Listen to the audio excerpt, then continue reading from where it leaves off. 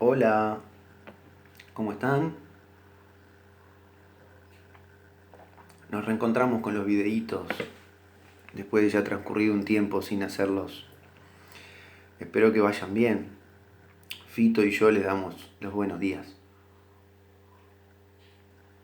Me propongo hoy comenzar con el breve y veloz análisis que haremos del poema El Cuervo de Edgar Allan Poe. Ya habrán encontrado diferente información respecto al autor, se habrán puesto al tanto de su vida bastante descarrilada, de su vida breve pero intensa, al estilo propio del romanticismo.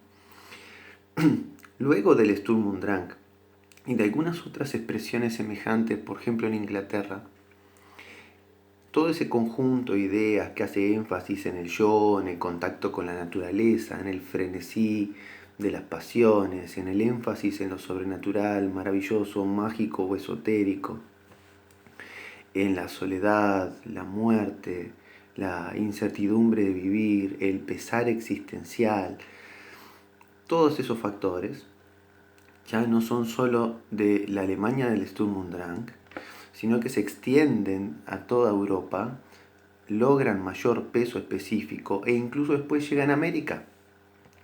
Y a ese fenómeno global, continental o incluso universal, que remarca las ideas que ya vimos cuando caracterizamos el Sturm und Drang y las extiende, le denominamos romanticismo, y que es un fenómeno vital para entender la historia del arte y para entender todo lo que vino después. El romanticismo aún hoy ha dejado, digamos, opera con un poderoso influjo. Es imposible pensar el arte sin la participación de las ideas del romanticismo en sus diferentes versiones, porque no es lo mismo el romanticismo alemán, que tiene su antecesor, digamos, o su etapa prelúdica o formativa o fermental en el Sturm und Drang. No es lo mismo, digo, este tipo de romanticismo alemán que el romanticismo inglés o el romanticismo español o el romanticismo norteamericano, donde ubicamos a Poe. Poe es un autor no tan conocido o leído como poeta, sino más bien como narrador. Como narrador sabemos que se puede transitar el camino del cuento o de la novela. Poe transitó ambos, aunque tiene una única novela, Las aventuras de Arthur Gordon Pym, cuya lectura recomiendo. Es una novela de aventuras con algo de horror, muy buena, muy divertida. Pero es más conocido como narrador de cuentos cortos, short stories, como le dicen los norteamericanos, y concretamente como un narrador de cuentos de horror. El relato de terror o el relato gótico, como se le llama, es tal vez la especialidad de Poe y ese tipo de narración que lo ha hecho trascender aún hasta hoy. Les recomiendo que si buscan en internet los cuentos de terror de Poe, busquen la traducción que hizo un escritor argentino, que estudiaremos después, llamado Julio Cortázar. También se considera que Poe fue, y esto lo habrán averiguado en internet, el precursor o el iniciador de un tipo de relato que luego de él se hizo muy fecundo, que es el relato policial o el relato detectivesco. Es decir, ese tipo de historia que plantea un enigma, el enigma de un crimen, que comienza usualmente con el crimen ya realizado, con la presentación de la víctima. Luego se inserta el detective o policía a cargo de realizar la investigación. Luego se da un desarrollo donde se van encontrando pistas que, como links o hipervínculos, una va señalando a la siguiente y esa a la siguiente. Se va configurando, como saben, una galería de sospechosos que a medida que avanza el relato se va estrechando y volviéndose cada vez más específica, hasta que finalmente, en un giro argumental y a partir de los dotes sobrenaturales, casi sobrenaturales, de la inteligencia del detective, se logra dar con una respuesta absolutamente lógica que ata todos los cabos sueltos y que de hecho nos sorprende al señalar al responsable del crimen, al asesino. Ese tipo de narración o de gramática de cuento que hace posible, por ejemplo, que existan series policiales o pseudo policiales desde Dexter a CSI Miami. Incluso Doctor House tiene mucho de esto que acabo de señalar. Todo ese tipo de relato, digo, que aparece en las series o en las películas policiales, etc., no hubiera sido posible si Poe no hubiera inaugurado ese género con el primer cuento policial de la historia de la literatura llamado Los crímenes de la calle Morgue, cuyo detective protagonista se llama Auguste Dupin, o Dupin, no sé cómo se dice exactamente, es un francés. Poe escribiría ese cuento y dos más, como era La carta robada y El asesinato de Mary Roget. Son 3 cuentos policiales nada más los que escribe, pero son suficientes para fundar un género que luego, como decíamos, encontraría un desarrollo notable, sobre todo después en la década de 60, y diferentes mutaciones, pues el relato policial después da lugar a lo que se llama el relato negro o el policial negro, que tiene sus raíces en el cuento policial clásico que inventa Poe, pero que plantea después ciertas variaciones. En fin, todo para decir que Poe es el iniciador de muchas cosas en la literatura. Otros también lo consideran el iniciador del simbolismo francés, que es un movimiento que se produce en Francia gracias al influjo que causa Poe en un poeta romántico excelente de París llamado Charles Baudelaire.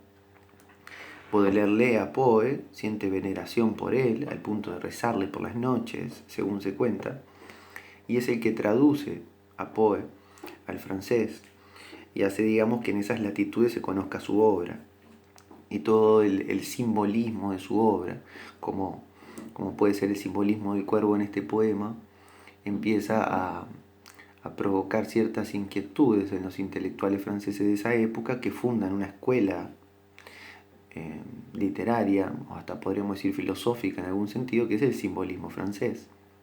También Poe fue iniciador o precursor del escritor viviendo de escribir. Poe vivió bastante en la miseria luego de que su padrastro John Allan lo desheredara, pero vivió de la escritura y además fue un excelente crítico literario de la época. Entonces algunos lo consideran, por ejemplo, en Norteamérica, uno de los precursores de la crítica literaria, porque fue uno de los primeros autores que con sistema y regularidad publicaba en los medios de prensa norteamericanos críticas, es decir, un comentario analítico respecto a la obra de otros autores.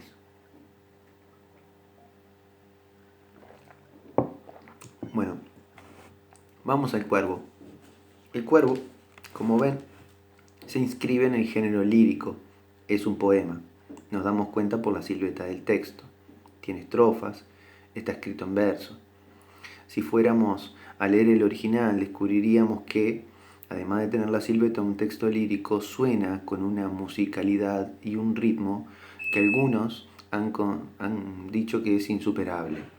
El Cuervo es una de las joyas de construcción musical y rítmica de la poesía de todos los tiempos. Toda esa cadencia musical que es fruto de la aplicación de diversas técnicas en la composición del verso, lo perdemos nosotros porque estamos leyendo una traducción al español donde todos esos factores se ven tan alterados que prácticamente desaparecen o se invisibilizan.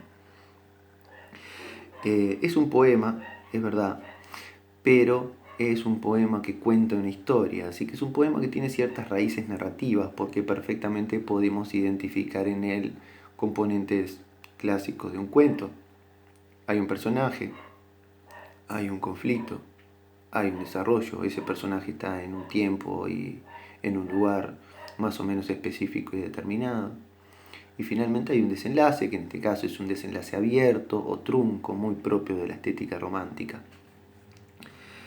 Es un poema que está compuesto, como ven, por estrofas de 6 versos. Es decir, que si numeran las estrofas en su repartido, tengan en cuenta que cada estrofa tiene 6 versos. Digo porque puede ocurrir que la estrofa quede cortada al final de página y continúe en la siguiente. Esto no quiere decir que haya 2 estrofas, quiere decir sencillamente que la misma estrofa de 6 versos ha sido cortada en 2 partes. Es un poema, decía entonces, que tiene estrofas de 6 versos, y verán que el último verso de cada estrofa es más breve que los demás. Eso proviene del original, porque en el original los 5 primeros versos de cada estrofa está compuesto exactamente por 16 sílabas.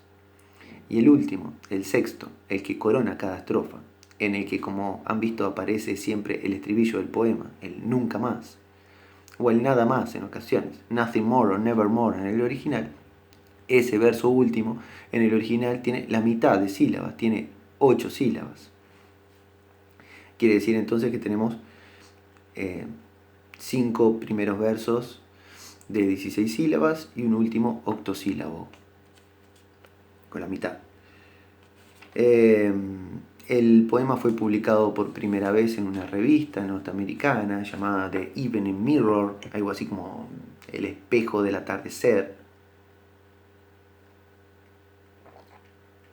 Poe, apremiado por deudas y todo lo demás, por la necesidad de dinero, lo vendió por poco dinero, sobre todo en comparación a la joya y a la pieza maestra que es El Cuervo. En la descripción de este en la descripción de este video les voy a dejar un link, ahí está más ordenada la cosa, les voy a dejar un link que los remite a escuchar un relato de terror de Poe, El gato negro, un clásico de clásicos de su narrativa, y también les voy a dejar un link para que puedan escuchar el poema en lengua original, que es una joya. No importa si saben inglés o no, simplemente cierren los ojos y traten de escuchar cómo suena esta especie de caja musical verbal que creó Poe. Nuestro objetivo será ir encontrando a lo largo del poema algunas características propias del romanticismo. Las características del romanticismo ya las sabemos porque, como veíamos, estudiamos el Sturm und Drang. Y el romanticismo es una extensión, propagación y especificación, si se quiere, de esos elementos. Por lo menos los esenciales, ¿verdad? Cierta vez, comienza, en la triste medianoche, mientras yo reflexionaba débil y cansado sobre varios volúmenes raros y curiosos de una ciencia olvidada, mientras cabeceaba, casi dormido, escuché unos suaves golpes como si alguien llamara suavemente a la puerta de mi casa. ¿Es alguna visita?, murmuré, que llama a mi puerta. Eso es todo y nada más. El poema comienza en un escenario típicamente romántico, la medianoche. Sabemos que la nocturnidad es el momento temporal más propicio a los ideales del romanticismo, porque de noche se favorece la introspección, el contacto con nuestros pensamientos o incluso con nuestras pulsiones más íntimas, y también es el momento más propicio para la aparición de lo sobrenatural.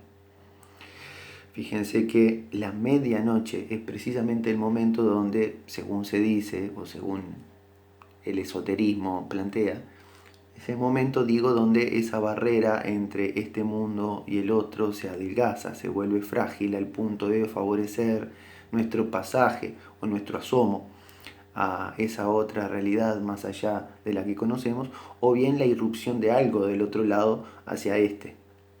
En ese punto delicadísimo comienza el poema. Nuestro protagonista, o yo lírico, vamos a llamarle yo lírico, porque no le podemos llamar Poe tampoco, porque no es Poe quien escribe, quien habla, es Poe quien escribe y firma el texto, pero no es Poe necesariamente la voz del poema. El yo lírico, entonces, se halla débil y cansado, cabeceando, es decir, en un estado de duermevela donde su percepción bien puede ser confusa, está en ese momento entre la vigilia y el sueño, en ese punto indefinido, en ese punto que a la razón le cuesta comprender. Es ese punto donde las percepciones se ven tergiversadas, donde podemos ver algo que no es, o escuchar algo que efectivamente físicamente no está allí. En ese estado entonces de percepción alterada, también muy romántico, comienza el poema. Vemos un personaje solo en la noche, la soledad típica del romanticismo. Y una acción fundamental y muy inquietante y misteriosa que es unos golpes a la puerta, unos golpes a medianoche, unos golpes que llegan de manera impuntual y bastante impertinente.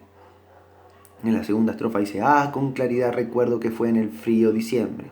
Así que tenemos oscuridad y frío, la atmósfera es fúnebre. Cada brasa moribunda forjaba su fantasma sobre las baldosas del hogar. Brasas moribundas, el fuego se ha apagado.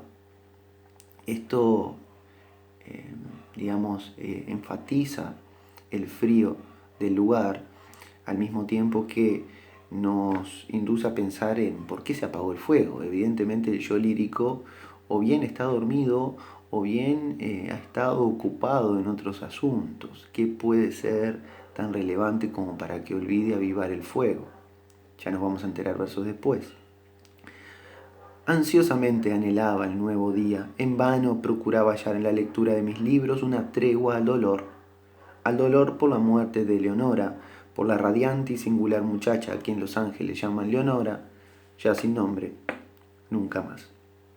Bueno, aquí aparece tal vez dos de los temas fundamentales.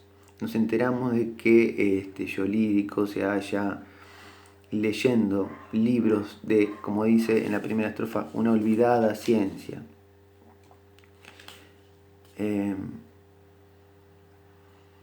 Porque lo aqueja el recuerdo de su amada muerta.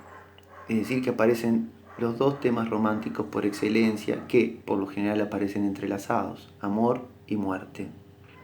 La muerte de un ser amado. El yo lírico es un duelante o, como dicen algunos, un enlutado. Los psicólogos hacen a veces una distinción entre el enlutado y el duelante. El enlutado es aquel que ante la impresión de la pérdida todavía se resiste a soltar su objeto perdido. Esto puede provocar lo que psicológicamente se llaman episodios psicóticos, es decir, efectivamente el enlutado, como no puede abandonar la representación del ser amado que tiene en su psiquis, recarga su afecto y su presencia, y aun cuando el otro haya muerto, el enlutado puede escucharlo, puede verlo, puede sentir que todavía sigue ahí, o puede tener la esperanza de que en cualquier momento va a cruzar el umbral de la puerta, te va a tocar el timbre o te va a mandar un mensaje de texto. Esto es absolutamente natural en el proceso del duelo.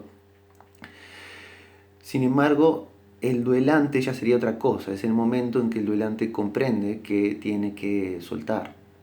Es decir, cuando ya cae en realidad, abandona falsas esperanzas y empieza a dejarse tomar por esa realidad dolorosa, por momentos insoportable, que es la realidad sin el otro.